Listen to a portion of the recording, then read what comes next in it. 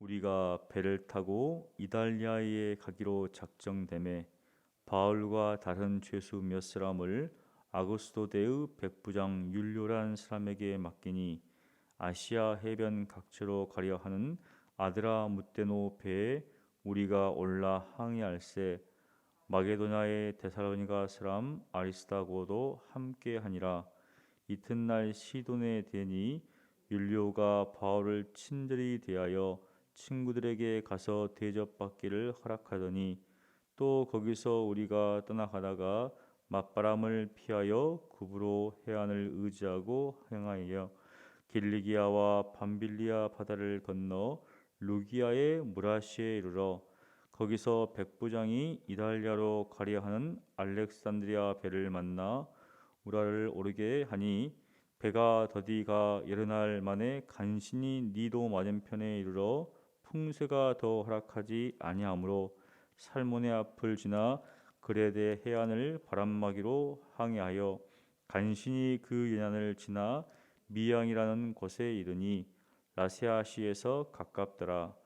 여러 날이 걸려 금식하는 절기가 이미 지났으므로 항해하기가 위태한지라.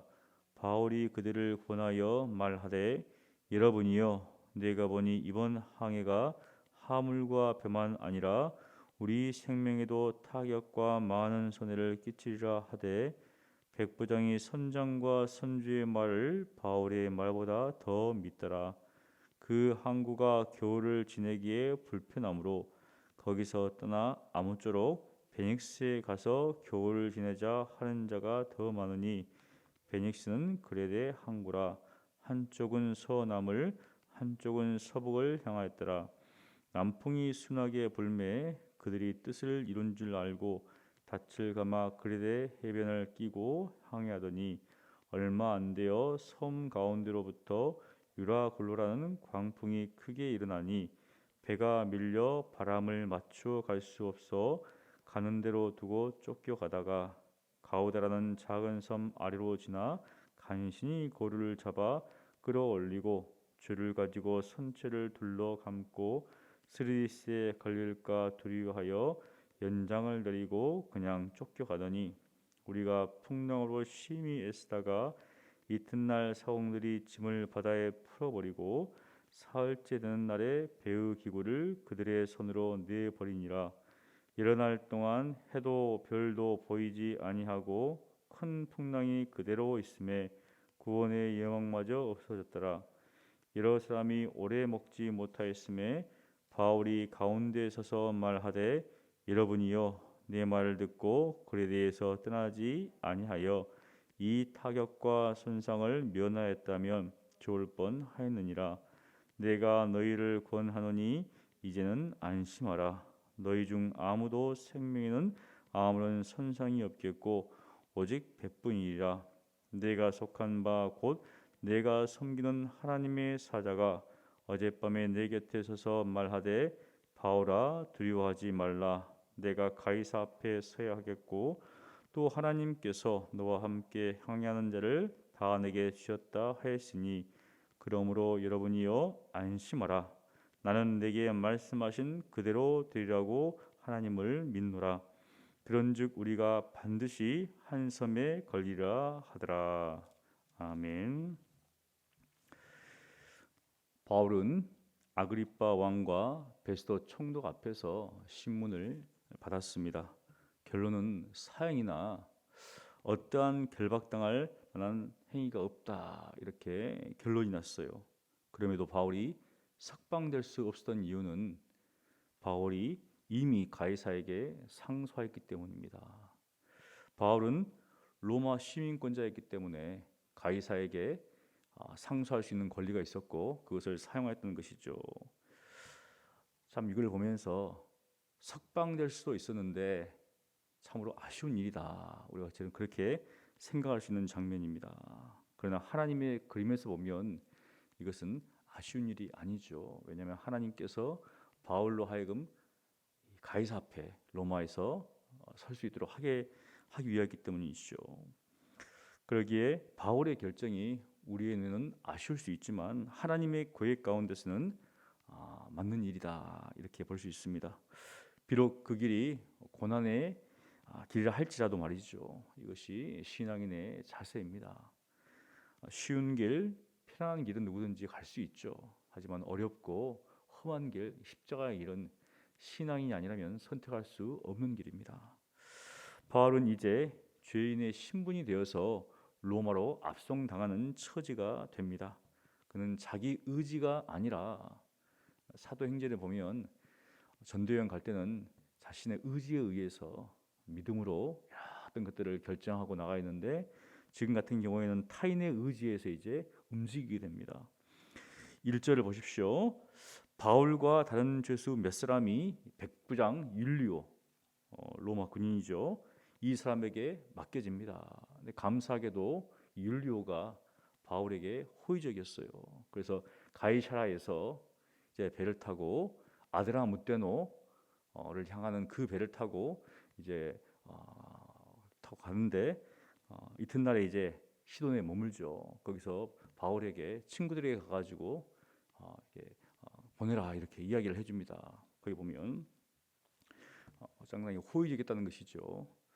그렇다고 바울에게 모든 것을 의지하지도 않았습니다. 바울을 더 신뢰하지도 않았죠. 여기 보면 그 당시 이 겨울에는 이제 항해하기가 굉장히 어렵기 때문에 이제 다 쉬었습니다. 이제 여기 쭉 보면 우리가 읽었지만 굉장히 위태위태하게 항해를 합니다. 먼저는 아드라무테노를 향한 그 배를 타고 가다가 무라시에서 이제 배를 갈아탑니다. 이탈리아로 가는 배로. 자, 거기 보면 다 해안선을 따라갑니다. 왜냐하면 위험한 상황이기 때문에. 그래서 해안선을 따라 쭉 가다가 무라시에서 이탈리아로 가는 로마 지역 가는 배를 갈아타고 이제 미양, 크레타 섬에 이제 미양이라는 곳에 작은 섬이에요. 거기도 이제 간신히 가서 거기서 정박을 하게 됩니다.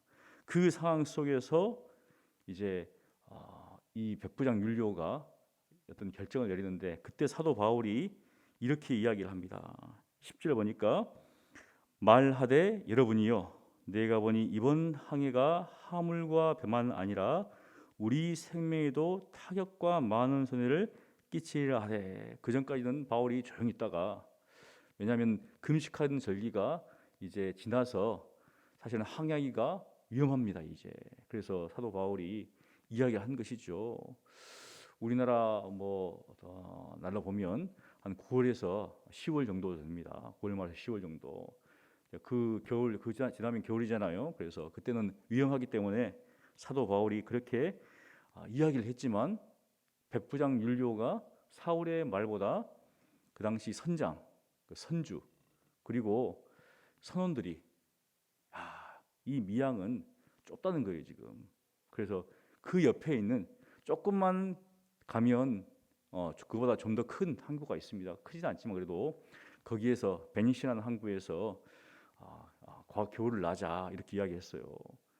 당연히 바울의 말보다 선장과 선주 그리고 선원들의 말이 먹혔습니다. 백부장이 그럼 좋다 그렇게 해서 결국은 베니스로 향하게 되는데 그때 이제 처음에는 좋았어요. 남풍이 불면서 순풍을 뒀다는 듯이 쭉 갔죠. 그러다가 이제 얼마 지나지 않아서 유라굴라 강풍이 막 몰아칩니다. 사실 그 크레타 섬은 주로 산맥으로 되어 있어요. 해발 2,000m 넘는 산이 한 3개 정도 있습니다. 그러니까 위쪽에서 남쪽에서 서풍이 불어오다가 당연히 그 산맥에 딱 막히는 순간 역풍이 맞는 거죠. 올라오는 남서풍과 다시 그 산을 부딪혀서 내려오는 그 역풍이 부딪히니까 이제 그 상황에서 유라굴라라는 강풍이 발생하는 거죠. 결국은 거기에 딱 걸려서 이제 옆을 가다가 이제 밑으로 내려가는 겁니다. 남쪽으로 계속. 그 상황이 지금 벌어진 겁니다. 그래서 그 상황이 며칠이 걸렸는가? 14일이 걸렸어요. 14일. 그래서 우리가 27절에 보면은 열 나흘 때 되는 날 이렇게 나옵니다. 열 나흘. 그러니까 거기서 쭉 가가지고 결국은 어디까지 가는가? 14일 동안 계속 바다 한가운데서 그 광풍 가운데서 정말 사투를 벌이다가 멜리드셈에 이제 탁 이렇게 거기서 걸리는 거죠. 지금 그 상황을 이야기하고 있는데 굉장히 급박한 상황이고 여기 보면은 이 모래톱에 걸릴까 싶어가지고 스리디스라는 모래톱에 걸릴까 싶어가지고 이제 막 닷을 내리고 별일 당합니다. 화물들도 다 버리게 되고 그 다음에 배에 있는 기구들도 다 버리게 됩니다. 결국은 이제 구원의 여망이 없다 이 정도까지 나온 것이요. 그때 사도 바울이 그들 앞에 탁 섭니다. 23절부터 25절까지 사도 바울이 자신의 신앙을 그대로 드러나는 것이죠. 이 보니까 내가 속한 바 곧 내가 섬기는 하나님의 사자가 어젯밤에 내 곁에서 말하되 바울아 두려워하지 말라. 내가 가이사 앞에 서야 하겠고 또 하나님께서 너와 함께 항해하는 자를 다 내게 주셨다 하였으니 그러므로 여러분이여 안심하라. 나는 내게 말씀하신 그대로 되리라고 하나님을 믿노라. 사도 바울도 그 유라굴로 광풍에 의해서 사실 이제 굉장히 구원의 여망이 없다 이렇게 지금 누가는 쓰고 있습니다. 죽었다는 것이죠. 이제 우리는 다 죽었다. 그냥 그 광풍 속에서 살아날 여지가 전혀 없었기 때문에 그러나 하나님께서 바로 사자를 통해서 바울로 하여금 두려워하지 말라. 너에게는 목표가 있다는 것이죠. 바로 가이사 앞에 서야 한다는 겁니다. 가이사 앞에 서야 한다는 것이다.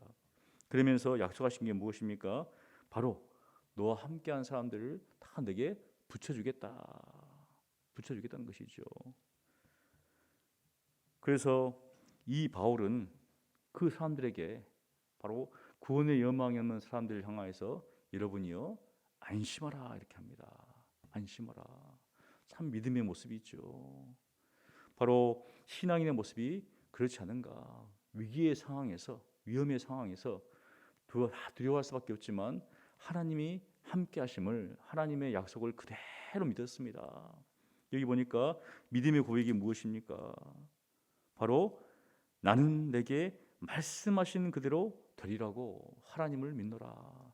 하나님의 말씀, 하나님의 약속을 그대로 믿었다는 것이죠. 상황과 환경은 정말 죽는 겁니다, 사실은. 하지만 하나님이 자신과 함께하고 하나님께서 살게 하시겠다. 그 약속이 있으니까 두려워하지 않고 담대하지 않고 담대하게 다른 사람들에게 안심하라. 다른 사람들을 도리어 안심시킵니다. 그 전까지 사람들은 바울을 사실은 죄수 중에 한 사람이죠. 바울의 말을 듣지 않았습니다. 하지만 뒤에 보면 바울의 말을 다 듣게 됩니다. 무엇인가? 하나님이 함께한 사람은 때가 되면 하나님께서 그렇게 사용하신다는 것이죠. 결국 우리의 믿음의 사람들도 마찬가지입니다.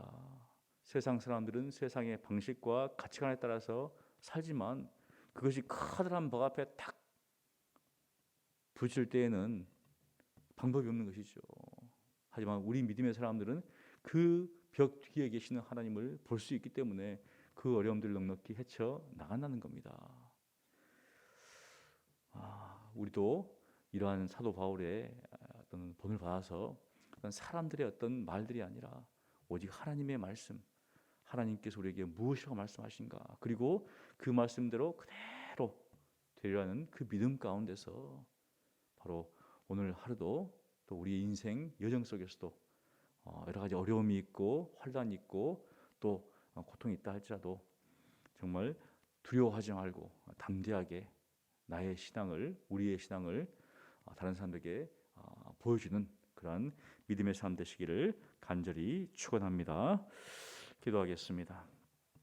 거룩하신 하나님 아버지, 큰 광풍 속에서도 굴하지 않고 두려워하지 않고 담대하게 다른 사람들에게 신앙의 모습을 보이며 안심시켰던 사도 바울의 모습을 보게 됩니다. 비록 죄인의 신분이었지만 하나님이 함께 하심을 그들에게 보인 믿음의 바울처럼 우리의 모든 삶 속에서도 여러 가지 어려움이 있고 또 환란이 있고 특히 이런 코로나19 상황 속에서 믿음의 모습을 보이는 저희들 되게 하여 주시옵소서.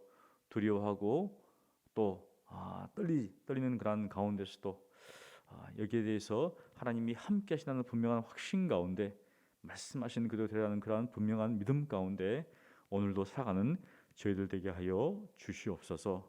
감사하고 살아계신 예수님 이름으로 기도합니다. 아멘.